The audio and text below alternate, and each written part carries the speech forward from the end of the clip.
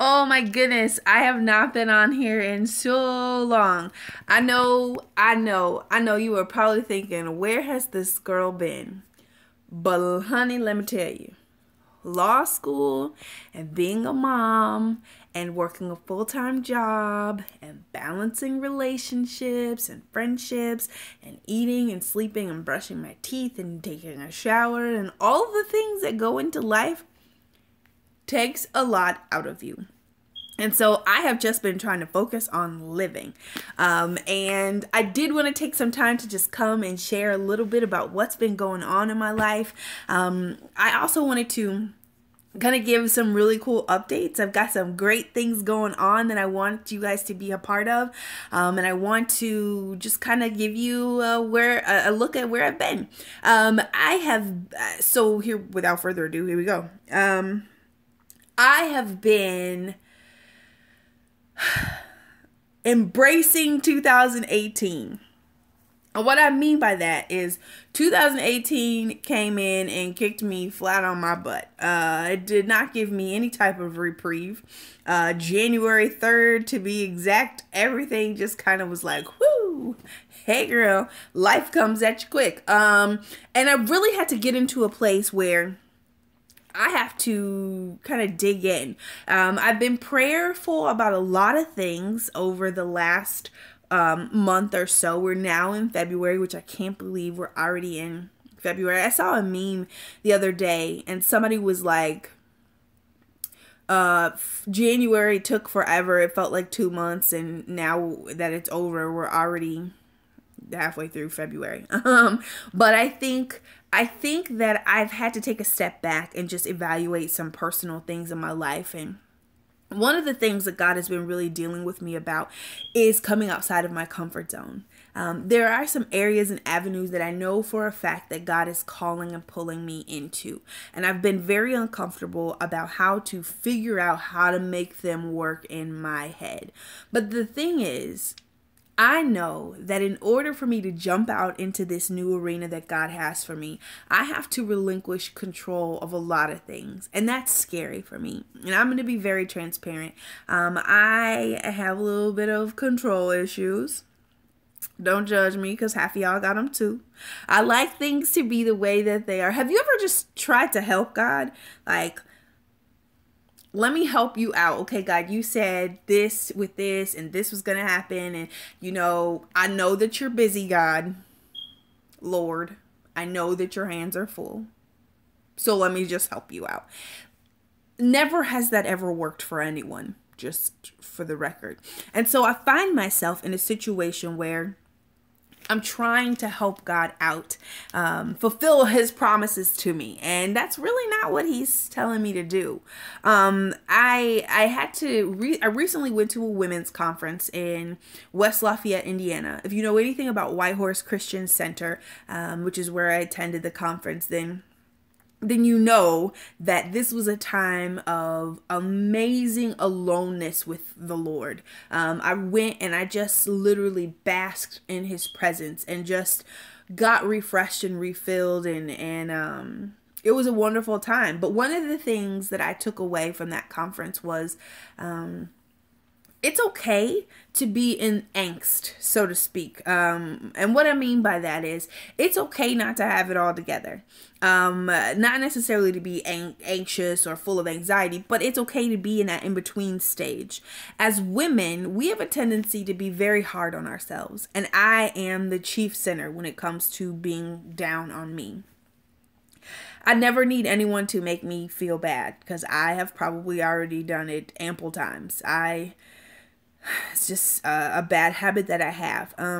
But one of the things that I had to come to grips with, and that was kind of a sorry for my my fire smoke detector is beeping. I need to change the battery, so sorry for the beeps. But one of the things that I took away from the conference was that I'm fearfully and wonderfully made, and God sees me that way first and foremost.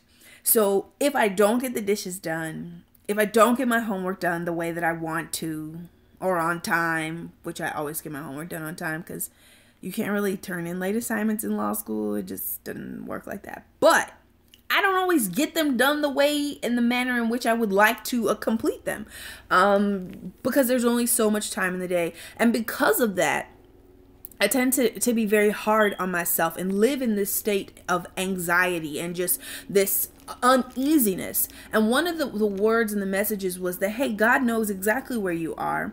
Give him those burdens and allow him to fill you. I have a tendency of running on empty. I go and I go and I care for others, and I don't take the necessary time to work and develop me. And as a result of that, I'm no good to anyone. I'm short with my kid, who's awesome, by the way. But let's be honest, little people, you have to be in a certain frame of mind to constantly pour out to children. And I'm going to be honest with you. Sometimes my tank don't always be full. Just keep it real. If you have children, don't pretend like you don't know what I'm talking about. My kid is awesome. He's very smart, but I'm human. And sometimes, like, I just don't have it for you. I just don't have it right this second. And that's not okay. And I want to always be in a position where I can pour out. But I think that I had to recognize it's okay not to have it all together, first and foremost. The second thing is, God cares about the desires of my heart. We all know that scripture is Psalms 34, where it talks about, I'll read it.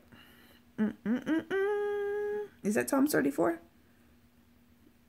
Maybe it's not Psalm 34. But we all know about the scripture in the Bible that talks about God will give us the desires of our heart, right?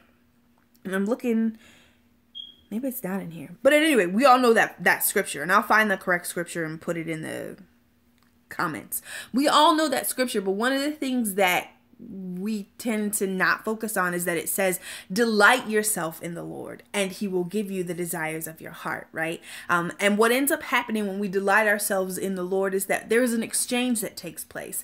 All of the desires that we have kind of morph into becoming the desires that he has for us, because we are able to say, not my will, God, but yours be done. And we're able to take delight in his presence, and he delights in that. And it makes God happy to give us the things that we desire. Something as simple as a purse. I'll give you an example. When my sister was a little girl, my mom and I had matching brown suede skirts, right? I'm talking, they were just real cute, and it was obviously the 90s, because never would I ever wear a brown suede skirt today. There's nothing wrong with that if that's your style. It just didn't work for me. But my sister wanted one and she didn't have one. And I will never forget, my sister had this amazing faith. We talk about childlike faith. She got down on her knees one day, and I walked in and caught her praying to God about this brown suede skirt. And I remember thinking, God, because we're 3 years apart, God does not care about the fact that you don't have a brown suede skirt.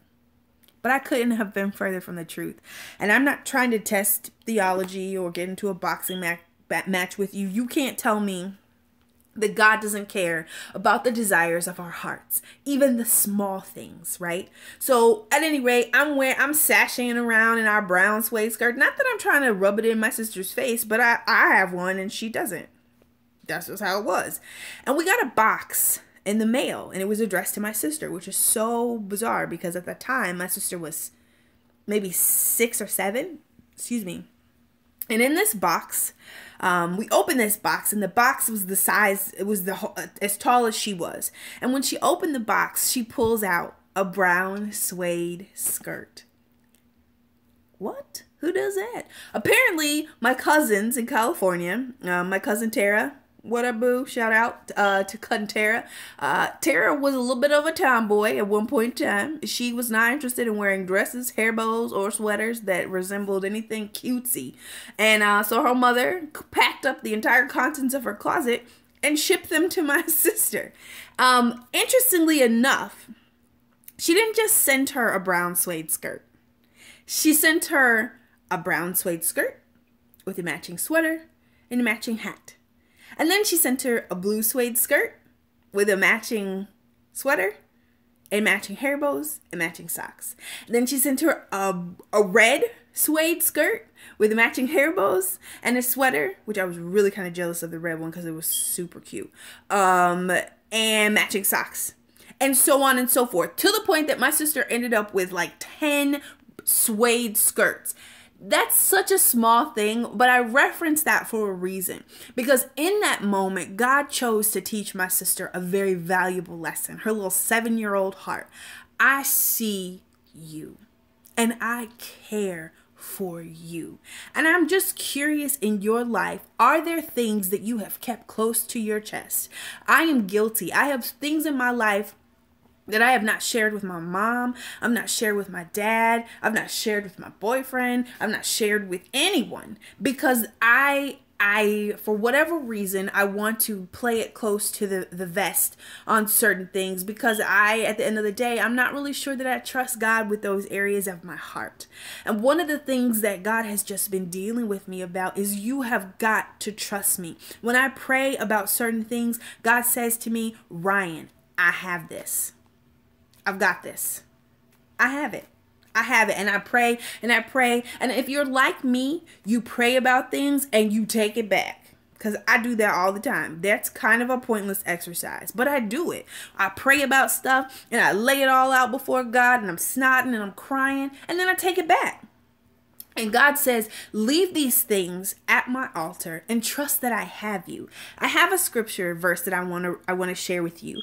The scripture is Psalm 34, the real Psalm 34. It says, I will bless the Lord at all times, and his praises shall continually be in my mouth. My soul shall make her boast in the Lord, and the humble will hear of it and be glad. Oh, magnify the Lord with me, and let us exalt his name together.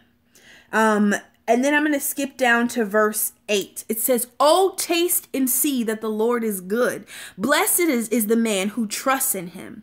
I'm going to stop there. That verse arrests me every single time. Oh, taste and see that the Lord is good. Blessed is the man who trusts in him. And I'm going to be very honest with you. I have failed in so many respects to move forward out of fear because I have failed to trust God in areas and avenues of my life because I think, God, this is too big for me. This is too much what you're asking. What I desire to do scares even me. And so I have sat on books that I need to write. I have sat on businesses that I know that God has given me out of fear. And I just want to encourage you in this season to trust God. Believe God for bigger. That's the theme. In the next couple of days, I'm going to be sharing things with you guys.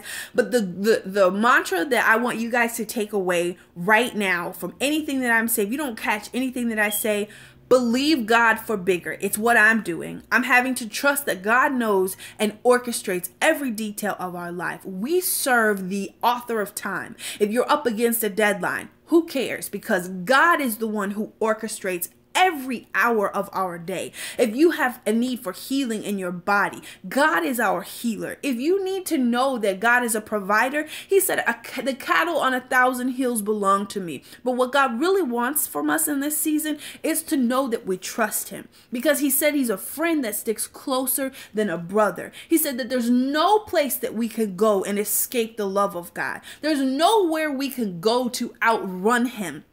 So in this season, I'm challenging you and I'm challenging me to trust God because he wants to do bigger in all of our lives. Stay tuned. I've got lots of stuff coming towards you guys. I'm so excited about opportunities that God has just dropped in my life. Remember, believe for bigger. We're doing bigger in 2018. I've got some great resources coming towards you. I want to make sure that you guys are active in this journey with me as I go. I realize that not anyone is looking at this video as it's live. Well, we're gonna fix that because I'm gonna get my follower count up and y'all are gonna be checking in with me, and that's okay. But I know that you'll see this later. I do know that. But I hope that you're blessed. I really love and care for all of you. Thank you for every comment, like, and subscription. Remember, like, comment, subscribe, share. You don't want to miss what I'm going to share with you guys over the next couple of weeks. It's going to be huge. I'm talking mind-blowing, mind-shifting, mentality-changing, huge. Believe God for bigger. Thanks.